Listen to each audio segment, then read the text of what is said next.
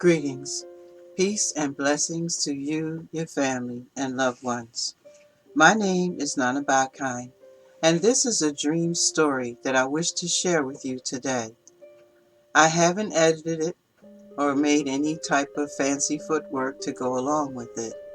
Sometimes it's just important, or it's just best, to give it to you straight, no chaser. So there's no editing. There'll be background sounds and a lot of other nuances that happen in an environment where there's lots of traffic and little soundproofing. I woke up today from an afternoon nap, and this is the dream story that came to me upon awakening. I don't know if there's any one of you out there who needs to hear this story, but love is a many splendored thing, and when you love someone and you're not able to reach their heart, it can be very, very painful and sorrowful for you. So you have a choice. You can continue to love that individual, or you can decide for yourself that it's not worth it for you to continue anymore. This dream story will give you some insights, and maybe not, but I hope you enjoy it. Let me begin by thanking all of my subscribers for stopping by, and all the new folks who stop by as well. Please hit the subscribe button and also the notification button so you can get any of my new uploads. Once again, peace and blessings to you, your family, and loved ones. Let me add that after listening to this story and thinking about it in depth, I decided to title it Open Your Heart. And here it is. Open your heart.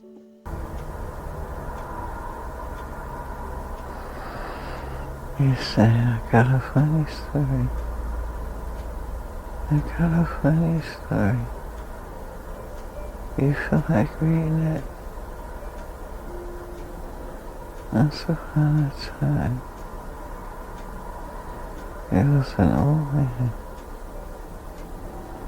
He lived alone for many, many years. Then one day, he met a young maiden and decided he wanted to marry her. She, of course, was well, happy and light and free from burdens. She never once seemed to be disturbed by anything. She just was young and hadn't experienced life to the point that anything was said to her. He asked her to marry him, and she said yes, why not? They got married, and after that, everything changed. She wasn't happy anymore. She wasn't free-spirited anymore. She would just be sad, and he couldn't understand why. One day, he was walking by the river, and he heard a rustling sound near the edge where the water was coming to the shore, with a river bank. He looked, but he didn't see anything, so he kept walking. After a few more moments, he heard the exact same sound. He's deep in his thoughts and wondering what happened to his pretty little bride. his happy cry, his free-spirited cry. He walks to the edge of the water and looks again, but he sees nothing. He continues. Finally, he gets to a bridge. He stands there and he wonders, shall I cross this bridge today? Or shall I just turn back and go home? His journeys home day after day had gotten sadder and sadder. His pretty little bride had filled their home with gloom, and he didn't know how gloomy it would be. So he decided he'd take a few extra minutes from his daily walk and go across that bridge.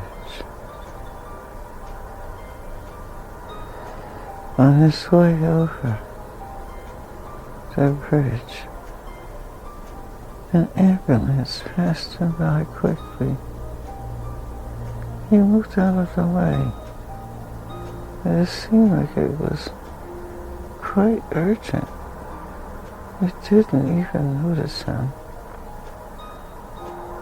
He continued across the bridge and to the other side. And there was a bench there.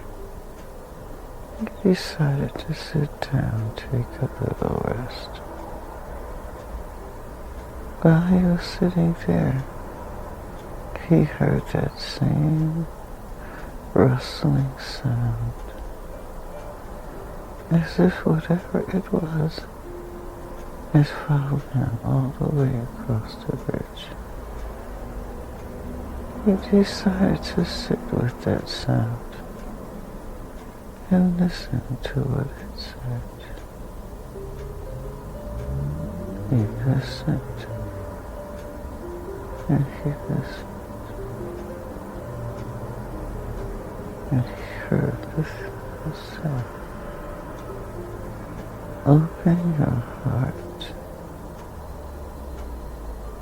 open your heart. Someone wishes to love you, but your heart is closed,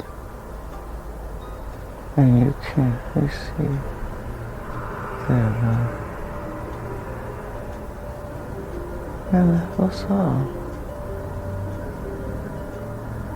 He decided to get up and go back across the bridge and go home.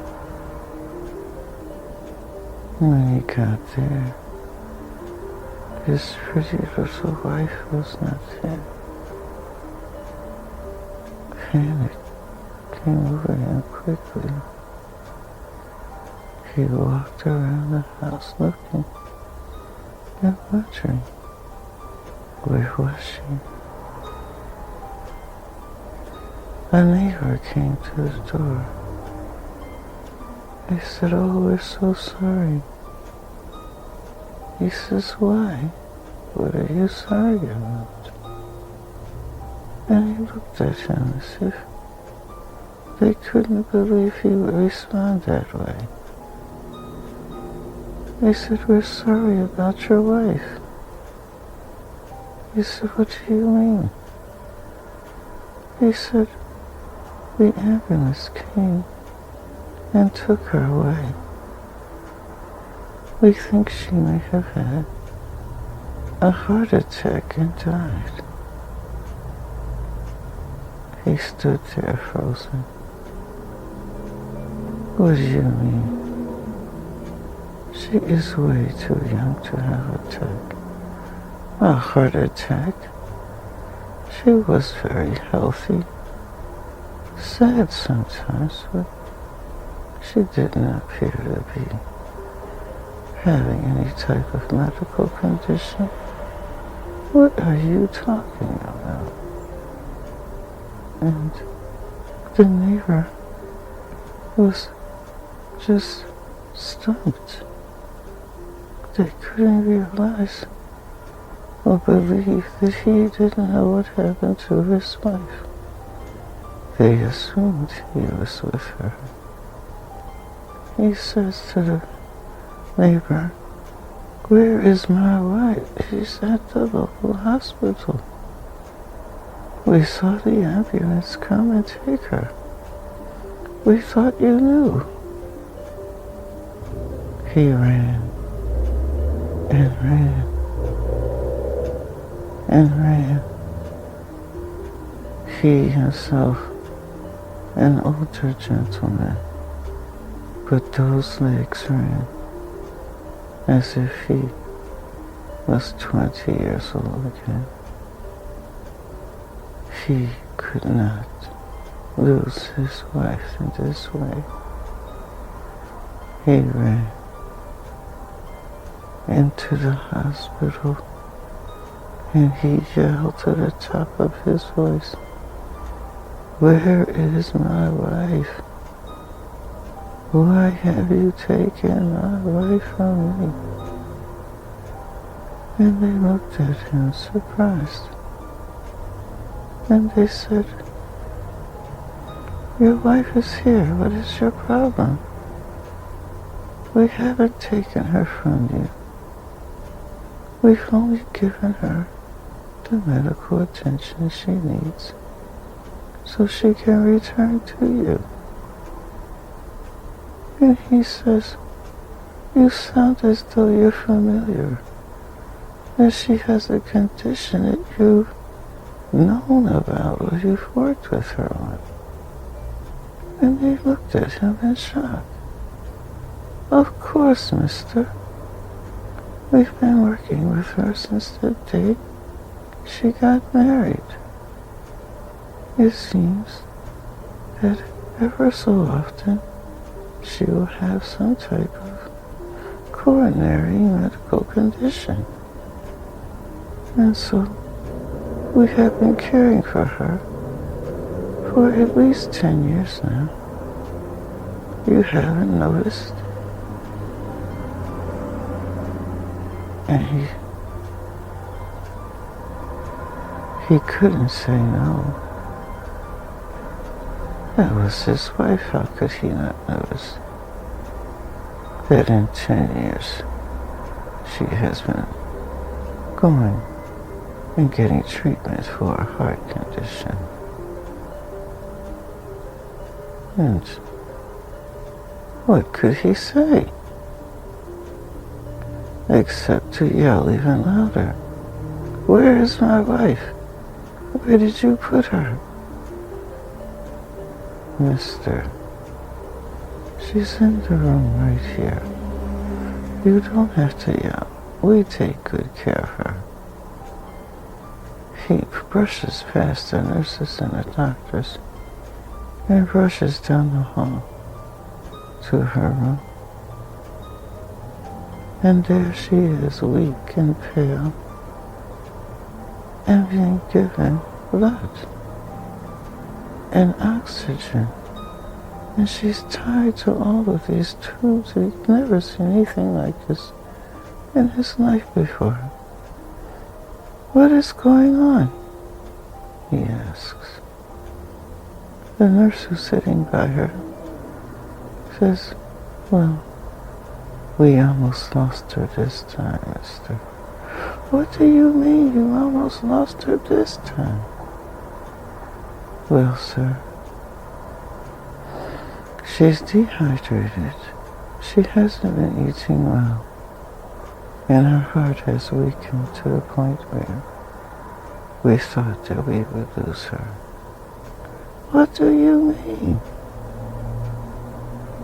"Mister, have you not noticed that your wife has become thin and frail?" "What are you talking about? My wife is a beautiful young lady. bright and shiny. What do you mean? Mister, where have you been? Have you not noticed? She has become thin and frail. She has not been eating enough to sustain her, and she's dehydrated, Mister. You don't. Where have you? And the nurse just stops in the middle of her sentence, and she says, "You can spend some time with your wife." And she leaves the room. And for the first time in 10 years, he actually sees. He's never looked at her before. He's only looked at what she was that day. And as she got sicker and sicker, he never saw her. This day, he sees her. He holds her hand and says, "Honey, what happened to you?" And in a weak voice, she says, "One day, 10 years ago, a very nice gentleman asked for my hand in marriage.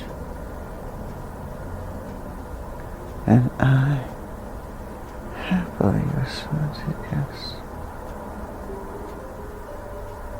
And then we got married. And he never touched me. He barely spoke to me. He seldom sat with me. And my heart started to ache. I couldn't eat, I couldn't sleep. I wondered, what had I done? Had I made a big mistake for marrying this man who lived in his head, in his dream, in a space far away from where we were? At first, I didn't want to disturb him. He was a handsome man, and in his own way, thoughtful and kind. But he never touched me. I thought to myself, am I not pretty enough? Am I not smart enough? Am I not strong enough? What is it that I am not enough of, that he would not touch me or even notice me? And the days wore on. I got sicker. He didn't notice.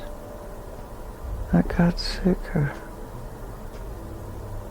He didn't notice. What do you mean, honey? I come home to you every day. I bring you my money. I take care of you. I make sure we have everything we need. What are you talking about? I sleep with you every night. I do sleep with you. How is it that you can have a condition that I would not notice? That you're getting treatments that I would not notice? Well, she answers, for the most part last year. Whenever I was ill, I pretended I wasn't. And when you would travel, I would go into the hospital for them to check me, and I didn't have to stay long at first. I would return home and resume, and you would travel again. And I guess so. Lately, recently, they kept me longer. They always wondered where you were, why they never saw you. I said it was my fault. I just didn't want you to worry. So I never said a word. And he's really agitated now. But look at you. You look as though you're about to die any moment. How is this possible? She just weakly whispers, you never touched me. And that is how it's possible. You never touched me. Yes, I did. I'm touching you now. I'm holding your hand. I make love to you. You're my wife. She sighs. You never touched me. You took me in like you would take in a stray dog or move in a neighbor or buy a piece of furniture and place it in your home. But you don't groom the dog. You don't serve the neighbor. And you don't dust the furniture. You just ignore it. And you've ignored me for 10 years to the point where you did not even notice I was getting sicker and sicker. And you see, it's not that the doctors are not treating me well. It certainly is not. This hospital is poorly equipped. It is because my heart has worked so hard to reach yours and has weakened to the point where it can no longer sustain my physical body without all of these things, wires and tubes and plugged into me. And here you sit, holding my hand, believing that you've touched me. He starts to weep as he remembers that message he got the other side of the bridge. Open your heart. Open your heart. He looks at his wife. She's become thin and frail. And for the first time in 10 years, he actually sees her. And what does he see? The woman whom he never allowed himself to love, and more importantly, a woman he never allowed to love him. Her eyes are sunken. They appear to almost go to the back of her skull.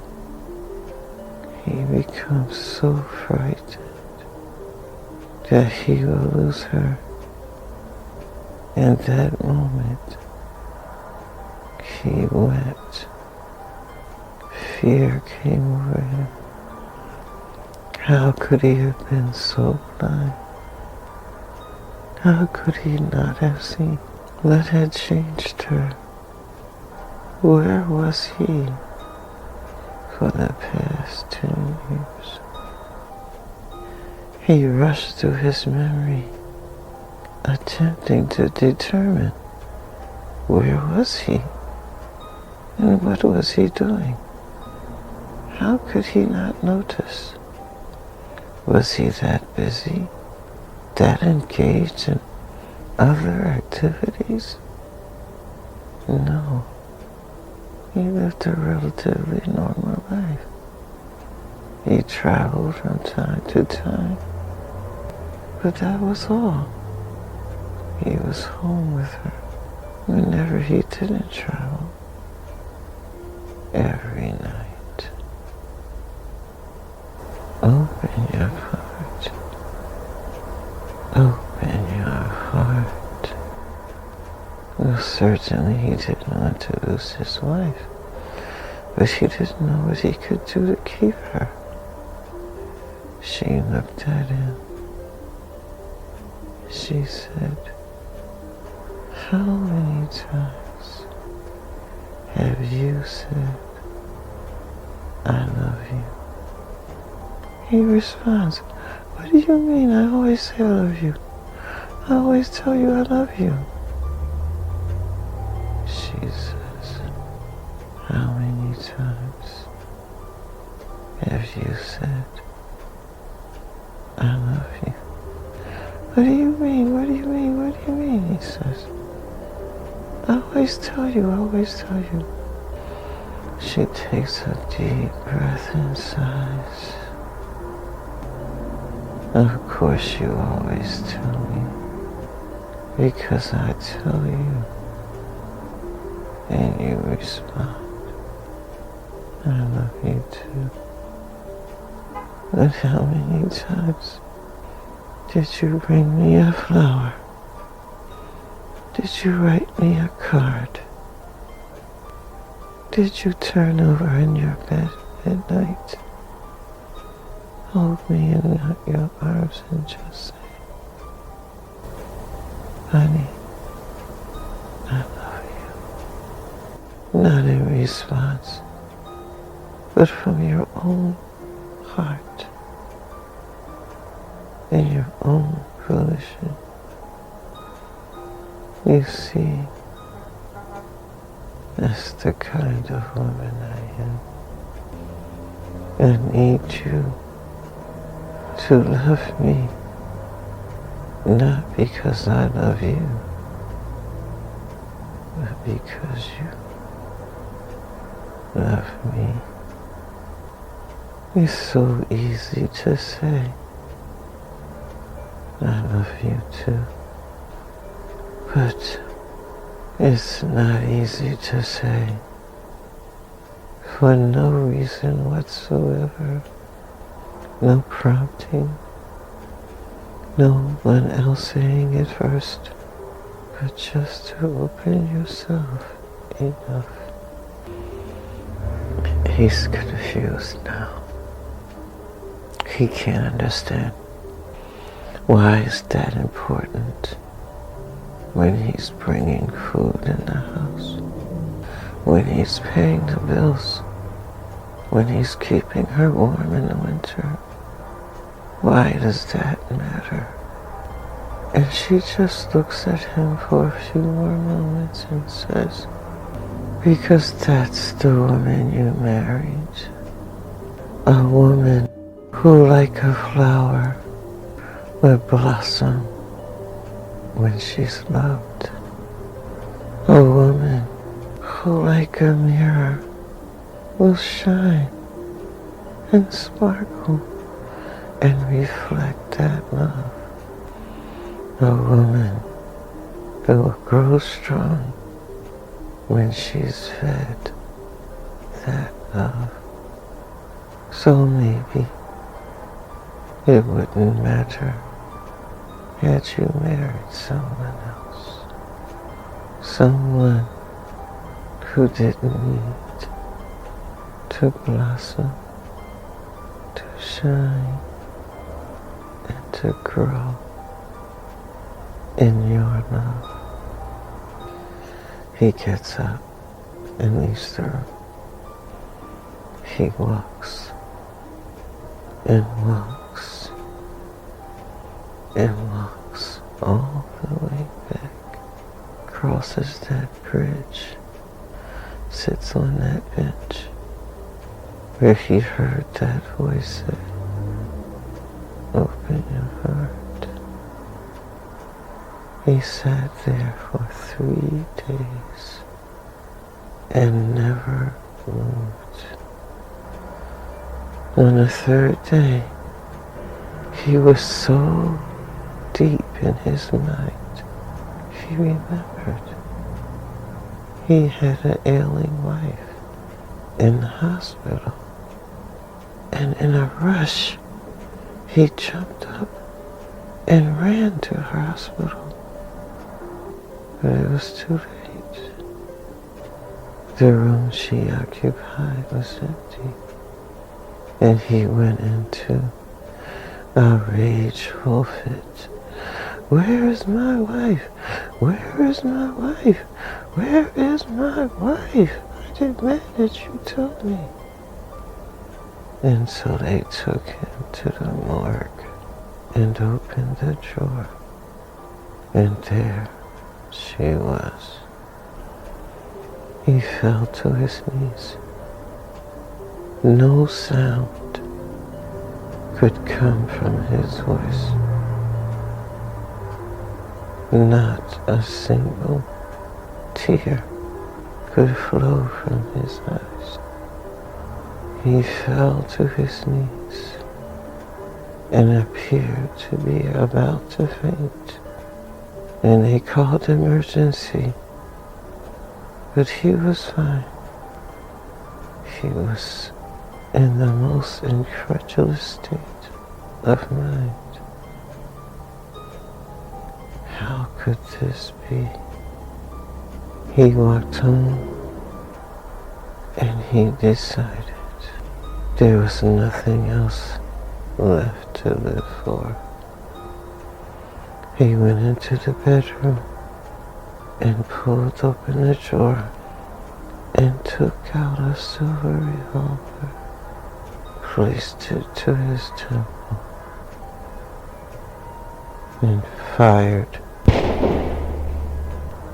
They buried him next to his wife, and maybe in that grave he'll open his heart and let her love him.